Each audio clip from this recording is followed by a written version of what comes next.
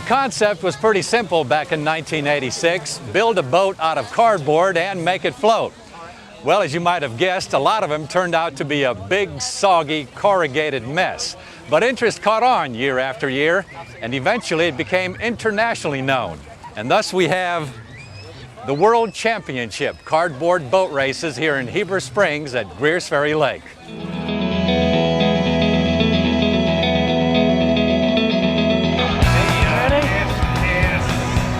Set.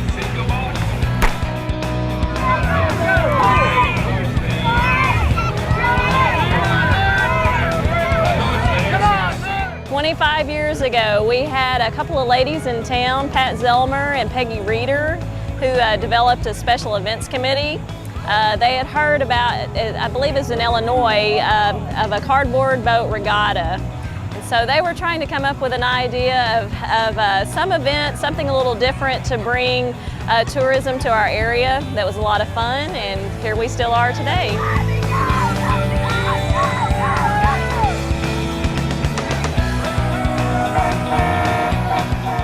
Most of the boats usually have a certain theme or an appropriate name, such as the Happy Viking.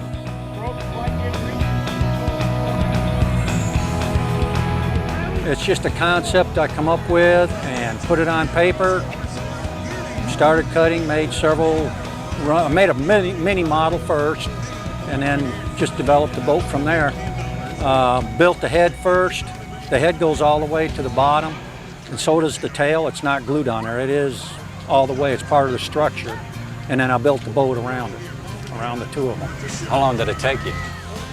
About 3 months total, you know, and with a lot of help, a lot of support from my work, you know, which I like to mention. Concord Specialty, corrugated. And, so what is exactly the rules, regulations as far as waterproofing the cardboard? Waterproofing it, basically, it's got to be biodegradable paint, like your water-based paints, usually a spray paint, duct tape, in this case white glue or just regular box glue. It will dissolve. Yeah, but you put several coats of paint on it and hope for the best. Yeah, that's the fun part about these races. You never know the boat until it goes in the water.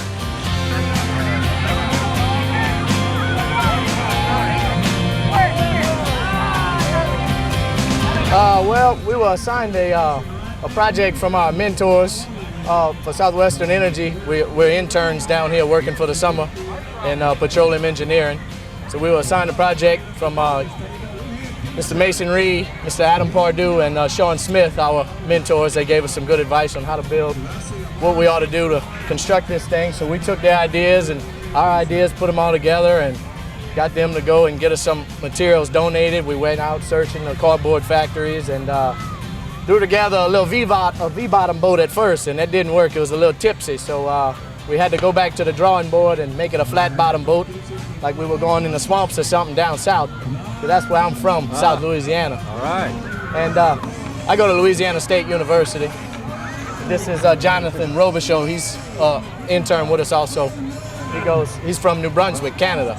I was going to say, you guys are, you know, the pirogue boats and that, so you should be good at this. Oh, yeah. We had a good time. 9 of us interns worked on it just throughout the day, you know, after work and stuff like that. And it was pretty exciting. We used some cardboard tubes for the structure of the boat. We capped those off with cardboard, flat cardboard boxes. Then we used the tubes also to come off of the structure for the support for the side walls. Wrap that with some cardboard and polyurethane to seal it for the waterproof, you know, so we wouldn't get waterlogged and sink to the bottom. Then we got our sponsors stickers and we put them on there and did a little shellac and polyurethane over them, and we got something that floats.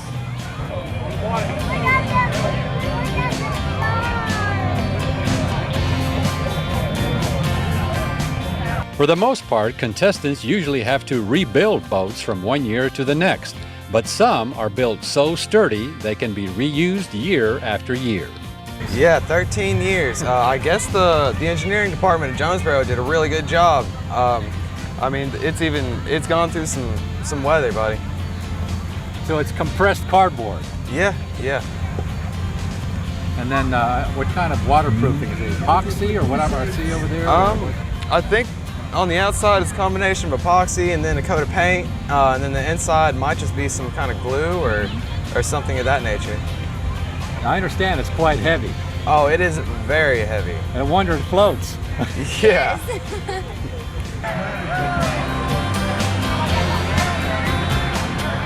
And then there's Captain Ladybug from Holland. So tell us about your boat, design of it. Oh, well, it's just trial and error. You know, we had a little booklet that showed that a little bit. And after that, you just got to go and do it, you know, and learn from your mistakes. But this boat held up pretty well. This is the 4th race it's been in. And it's still going. Of course, it needs a little bit of a repair once in a while, but, you know, after we get it home, we'll do some. Oh yeah, we got, see in Vidal we pedal for paws because all the profits go to the animal shelter. Oh, that's good. So it's a non-profit, of course. Everybody is a volunteer, and all the money goes to the animal shelter. And last year we made $11,000, so that was a nice boost for our animals. So we're trying to make it bigger every year. Last year we had 30 boats, so we're doing all right. And this helmet was a very last-minute addition. You know? I love it. I did that last night. That's the quick. perfect touch. It is. It just goes with the rest, you know. I'm Captain Ladybug. Yeah, some may take it a little bit too seriously.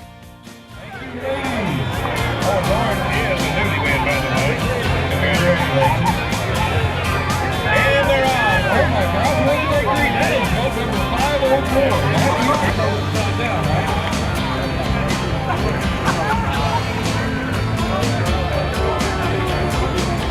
Oh, look at all that.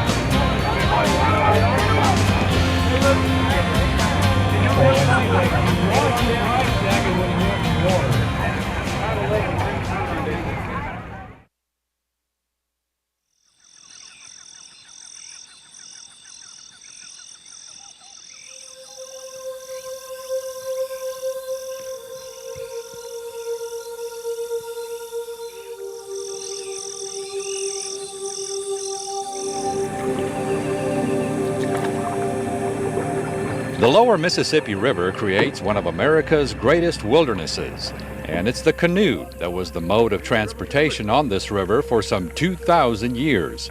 Quapaw Native Americans came down the Ohio River to the Mississippi in canoes. Today you can experience a similar journey with the Quapaw Canoe Company in Helena.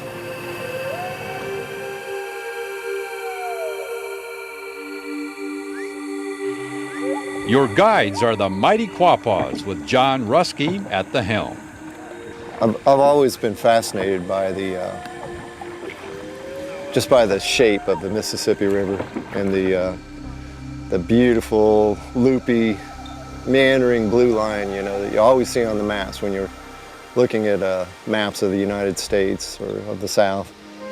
And in my senior year of high school, my best friend and I decided that we're not going to go to college. We had enough of school, you know, 12 years is enough.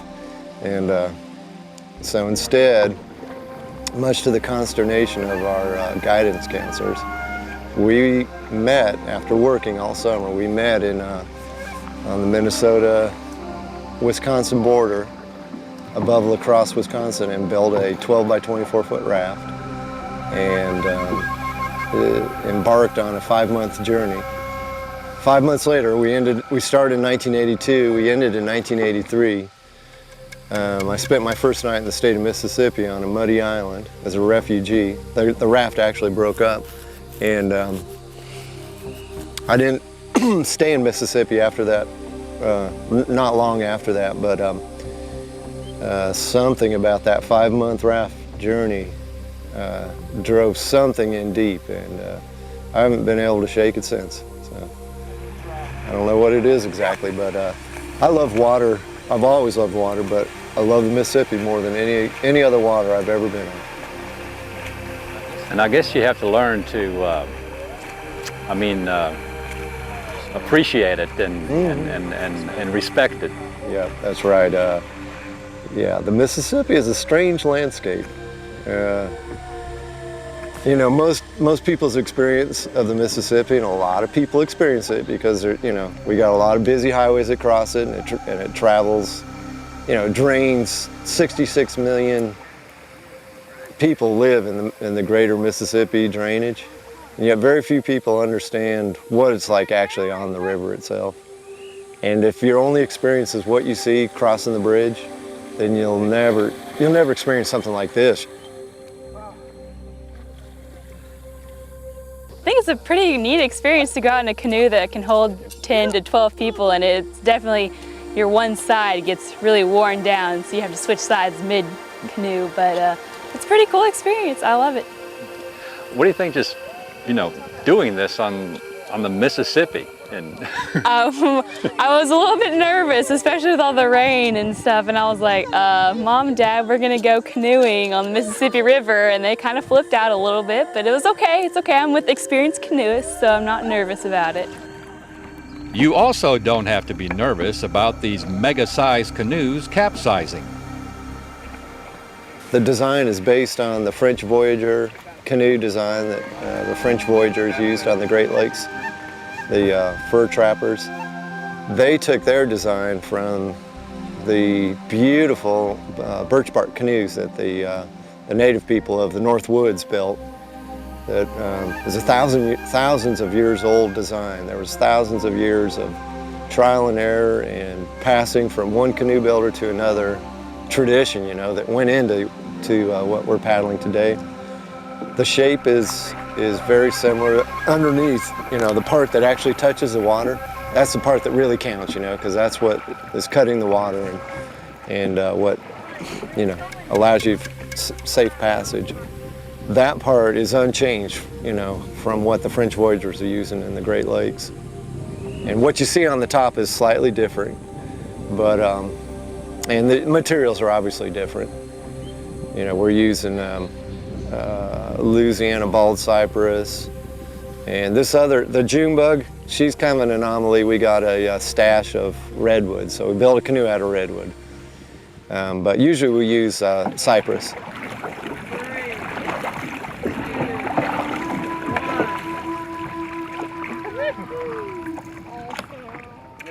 Our adventure on the mighty Mississippi began at the mouth of the St. Francis River north of Helena, then floating the main channel of the Mississippi all the way down to Helena, a distance of about 9 miles.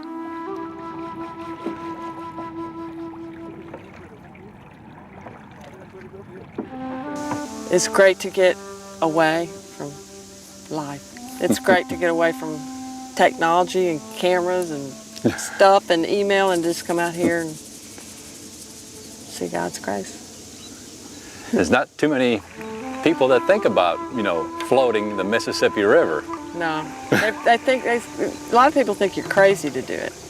You know, they think it's, you know, scary or dangerous. Mm-hmm. I mean, you have to respect the river, no doubt. And going with someone like John Ruskey, who knows the river so well, I have great trust with him and all his mighty Quapaws. They have so much experience out here, so it's just a wonderful feeling to float.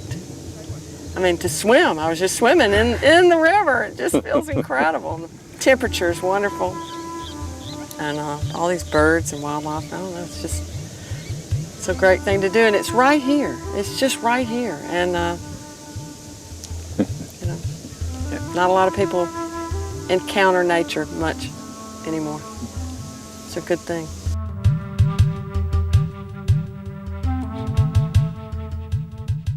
Waking up at 3:30, I wasn't very excited, but being out here, it's great. It's perfect weather. It's cool, so the water's warm, it feels great, and it's just beautiful outside. It's really great. What do you think about these canoes here? Pretty cool. Yeah, I've seen some of John Ruskey's before, and I mean, I feel safe in them, so that's good. Yeah. And they're so pretty, but yeah. You think you'd want to come back for another excursion? Yeah, definitely. You know, this one's just a couple hours long. My mother's done the overnight ones before, and that way you get the whole experience. I'd love to do, you know, a couple day one.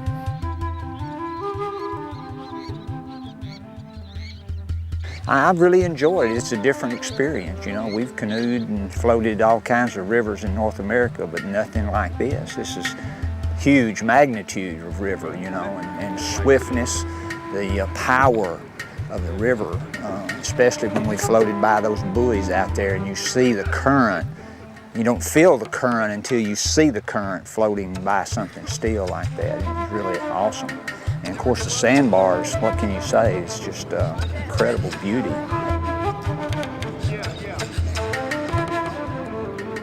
And I told my family that I was going to float in a canoe on the Mississippi, and they said, Tricia, you don't need to do that. And so really, you know, I was apprehensive about coming, but it wasn't scary at all. I mean, we've floated the Caddo and the Buffalo, and it's a lot more intimidating than this is. It's smooth.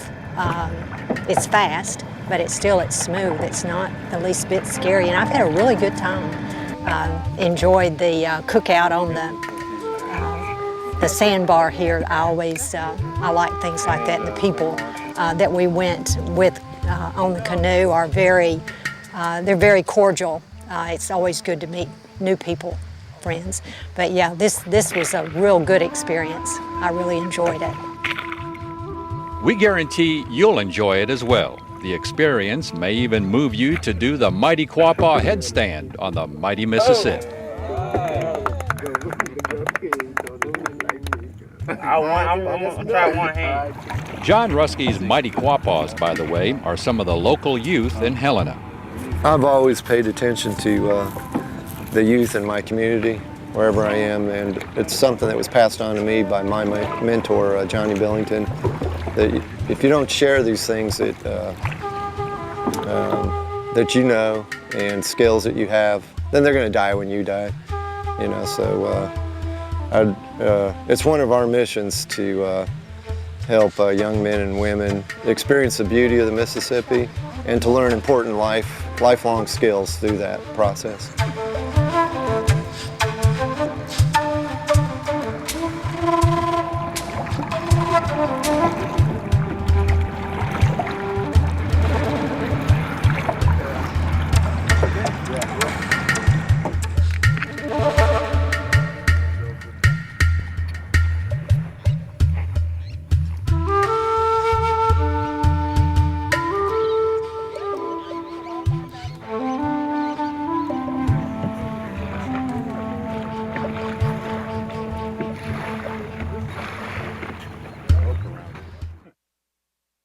Now, if taking a float trip on the Mississippi River isn't quite your cup of tea, I urge you to check out Helena's Riverfront Park, where a boardwalk will lead you to front and center of the mighty Mississip. And you can watch all the river traffic, the wildlife, or just sit back, kick back, and enjoy the river.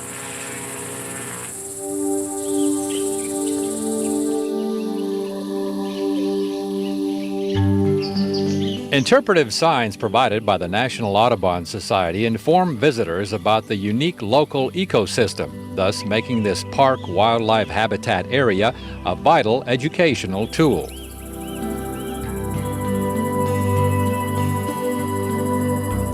We worked with a community-driven process where we asked the community what would be some of the signs that they would like at this park. As the National Audubon Society, certainly we were interested in talking about the bird life, but we also talked about the cultural history of this area. We did signs on the Civil War history, and it was a really neat process to be involved with this community, where from the bottom up, they helped design, build, and install this signage at this park.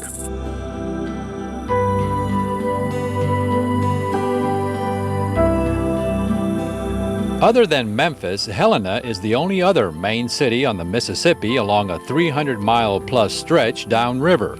which is why tourists are attracted to this river park area, such as Linda and Cito de Leu from the Netherlands. So you came across the river, the Mississippi, and you stopped here in Helena. Yeah. What brings you here?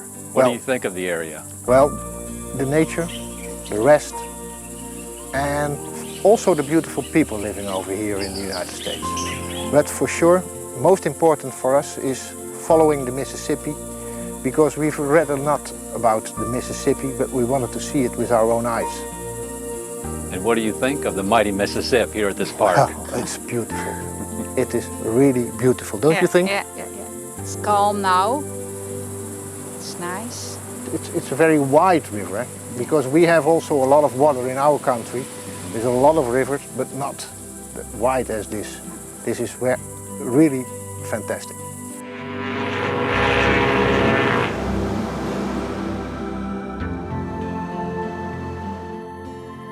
A half-mile north of Helena's River Park is Buck Island, which offers the kind of outdoor adventure immortalized by Mark Twain in his tales of Tom Sawyer and Huck Finn. The island offers 5 miles of hiking trails throughout a 1,000-acre hardwood forest, plus birdwatching and camping.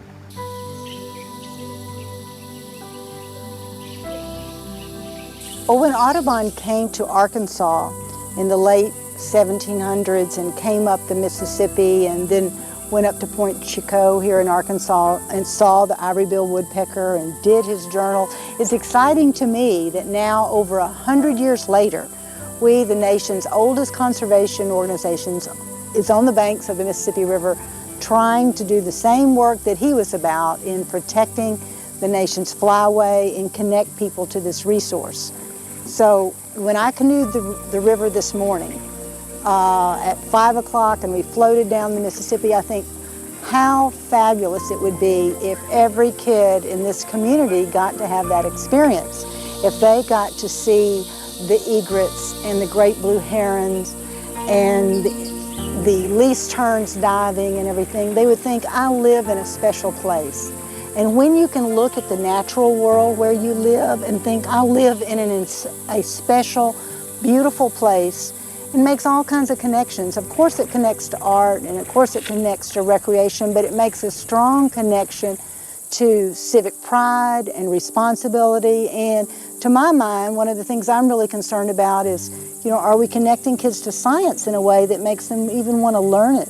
So to me, this is an exciting place to do education. And so when I was asked to come here and help and work on the team to help design the kiosk and panels, I loved that the community said, okay, we've got this history, DeSoto was here, and we have Native Americans here, and we have Civil War here, and of course the naturalist in me thinks, and Crowley's Ridge comes down here, and it's this port on the Mississippi, and everything comes together here. It's just a marvelous opportunity to mix cultural, historical, and natural history and teach people that what a future we can have if we value places like this and celebrate them and use them in our schools and in our tourism and get out and see them.